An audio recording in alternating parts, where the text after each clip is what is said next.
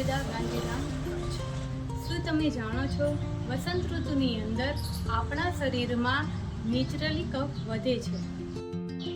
આયુર્વેદ અનુસાર શિશિર ઋતુમાં સંચય એટલે કે જામેલો કફ વસંત ઋતુની અંદર સૂર્યની ગરમી અને તાપના કારણે પીગળે છે, જેના લીધે એલર્જી, ખાંસી, ઉધરસ, કફના રોગો, શ્વાસના રોગો, ત્વચાના રોગો થાય છે।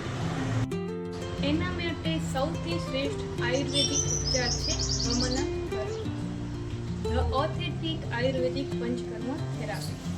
વમન કર્મથી વધારાનો કફ દૂર થશે, બોડીમાં ફરીથી સંતુલન સ્થાપિત થશે।